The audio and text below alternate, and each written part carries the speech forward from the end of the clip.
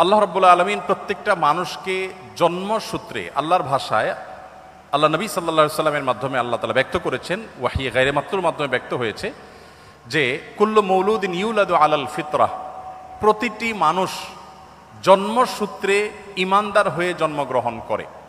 প্রত্যেকটা মানুষের স্রষ্টার প্রতি বিশ্বাস এটা নিয়েই সে দুনিয়াতে আসে। এই স্রষ্টা সংক্রান্ত যে ধারণা, এটা তার সমাজ তার পরিবার থেকে যেটা পায় সেটাকেই সে ধারণ করে। বাকি স্রষ্টার প্রতি ধারণার এই বিশ্বাসকে নিয়েই মানুষ জন্মগ্রহণ করে। তার বাবা মা সম্পর্কে আল্লাহ নবী সাল্লাল্লাহু আলাইহি ওয়াসাল্লাম বলেছেন, ইল্লা আন্না আবওয়াহু ইয়াহুদানিহি আও ইউনাসরানিহি আও ইমাজ্জিসানিহি। মানুষ যে বিভিন্ন ধর্মের অনুসারী হয়, এটা তার পরিবার থেকে যে দীক্ষা পায়, পরিবার তাকে যেদিকে গাইড করে সে সেদিকে যায়। বাকি জন্মসূত্রে সে আল্লাহ বা সৃষ্টিকর্তা যে একজন আছেন সেই এক সত্তার প্রতি বিশ্বাসী হয়েই জন্মগ্রহণ করে। তারপরে সে ডাইভার্ট হয়ে যায় পারিবারিকভাবে যে গাইডেন্স পায় সেই গাইডেন্সের আলোকে। এখন আপনি যখন প্রাপ্তবয়স্ক হন, আপনি যখন দেখবেন যে একাধিক ধর্মগ্রন্থ বা একাধিক ধর্ম পৃথিবীতে আছে। আল্লাহ তাআলা কোরআনে কারিমে বলেছেন, ইন্নাদ-দীন ইনদাল্লাহিল ইসলাম, আল্লাহর কাছে একমাত্র মনোনীত দিন হলো ইসলাম। এই কথা যখন আপনি জানতে পেরেছেন, তখন আল্লাহ তাআলা আপনাকে যে বিবেক দিয়েছেন সেই বিবেক খরচ করে আপনি ইসলামকে জানার চেষ্টা করবেন। আমরা যদি কেউ অন্য ধর্মকে জানার চেষ্টা করি, বিশেষ করে আমার যে ভাই প্রশ্ন করেছেন তিনি এবং আরও যারা অন্যান্য ধর্মে আছেন, আমি যদি বলতে চাই যে তারা যদি ইসলামকে জানার চেষ্টা করেন নির্মোহভাবে, তারা যদি সত্যানুসন্ধানী দৃষ্টি নিয়ে ইসলামকে স্টাডি করেন, কোরআনকে তারা পাঠ করেন এবং পড়েন, আমার বিশ্বাস একটা সময় তারা ইসলামের সত্যতাকে খুব সহজে খুব স্বাভাবিকভাবে উপলব্ধি করতে পারবেন। যেহেতু তিনি একজন সৃষ্টিকর্তায় বিশ্বাস করেন, অতএব সৃষ্টিকর্তার কাছে তার আকুতি থাকা উচিত, প্রার্থনা থাকা উচিত, হে মহান সৃষ্টিকর্তা, আপনি আমাকে গাইড করেন, এবং নিজের বিবেক বুদ্ধি সবগুলোকে উন্মুক্তভাবে তিনি ব্যবহার করে তিনি কোরআনকে, আল্লাহর দ্বীনকে তিনি বোঝার চেষ্টা করা দরকার। এটা যে কোনো ধরনের মানুষের জন্যই প্রযোজ্য যে আপনি পারিবারিকভাবে যে দ্বীন পেয়েছেন সেই দ্বীনকে আপনি রপ্ত করেন, বুঝেন। অন্য ধর্মাবলম্বী ভাই যারা আছেন তাদেরকে আমরা বলবো যে কোরআন আপনারা নির্মোহভাবে একটু পড়ার চেষ্টা করুন। ফ্রান্সের একজন পলিটিশিয়ান, তিনি একসময় ইসলামের প্রতি অনেক বেশি বিদ্বেষ লালন করতেন। 2009, 10, 11 এই সময়টাতে আমি সোশ্যাল মিডিয়াতে আমার ফেসবুক আইডিতে তার ছবি নাম দিয়ে অনেক লেখালেখি করেছি তার ইসলাম বিদ্বেষের কারণে, মুসলমানদের প্রতি বিদ্বেষের কারণে। বেশ কিছুদিন পর, বোধহয় গত কিছুদিন আগে, এক ভদ্রলোক আমাকে দেখালেন ইউটিউবে তার একটা ভিডিও। আমি দেখে তো অবাক হলাম যে এই ভদ্রলোক একজন পলিটিশিয়ান ছিলেন, পাওয়ারফুল পলিটিশিয়ান ছিলেন। তিনি কোরআন এবং নবী করিম সাল্লাল্লাহু আলাইহি সাল্লামের সিরাত এটাকে অধ্যয়ন করে উনি অধ্যয়ন করেছেন হলো মুসলমানদের দোষ ধরার জন্য, কিন্তু অধ্যয়ন করে তিনি একটা পর্যায়ে ইসলাম গ্রহণ করেছেন। অতএব আমি আমার এই প্রশ্নকর্তা বন্ধুকে বলবো, আপনি দুটি জিনিস, একটি হলো আপনি মুক্ত মন নিয়ে কোরআনে কারিমটা একটু পড়ুন এবং প্রিয় নবী সাল্লাল্লাহু আলাইহি ওয়াসাল্লাম পুরো জীবনীটা একবার পড়ুন। আপনি এটা পড়ার পর, মুক্ত মনে পড়ার পর, আপনার বিবেক আপনাকে গাইড করবে যে মুহাম্মদ সাল্লাল্লাহু আলাইহি ওয়াসাল্লামের যে দ্বীন আল্লাহর পক্ষ থেকে তিনি আমাদের সামনে উপস্থাপন করেছেন, এটা আল্লাহর পক্ষ থেকে আনিত ধর্ম এবং একমাত্র সত্য ধর্ম। এবং ইন্নাদ-দীন ইনদাল্লাহিল ইসলাম, এই আয়াতের মর্ম আপনি উপলব্ধি করতে পারবেন যদি কোরআনটা আপনি নির্মোহভাবে পড়েন এবং নবী সাল্লাল্লাহু আলাইহি ওয়াসাল্লামের সিরাতটা আপনি পাঠ করেন।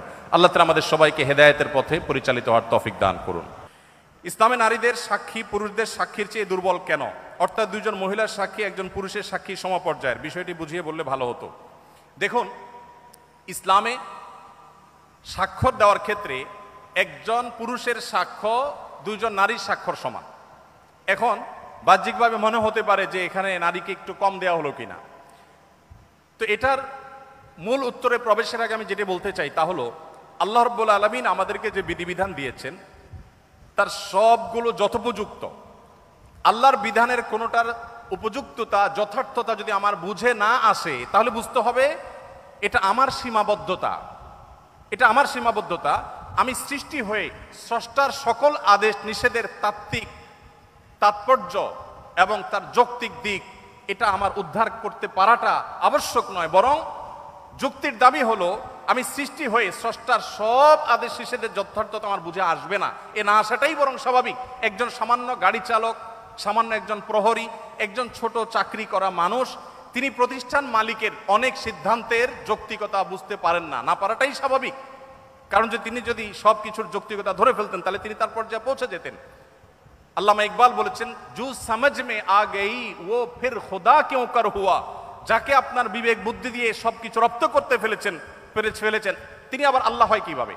আল্লাহ তো সে মহান সত্তা যে আপনার বিবেক দিয়ে বুদ্ধি দিয়ে তার সবকিছুকে আপনি রপ্ত করতে পারবেন না। এখানেই তো তার বিশালত্ব, এখানেই তো তার মহত্ব। ছোট একটা উপমা দেই।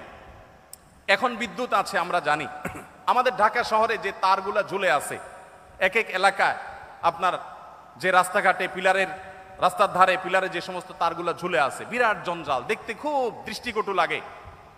আমাদের অনেক কিছু হয়েছে কিন্তু তারগুলো দেখতে খারাপ দেখা যায়। এখন ধরা যাক আজ থেকে 100 বছর আগের একজন মানুষ পৃথিবীতে এখন ফিরে আসছে।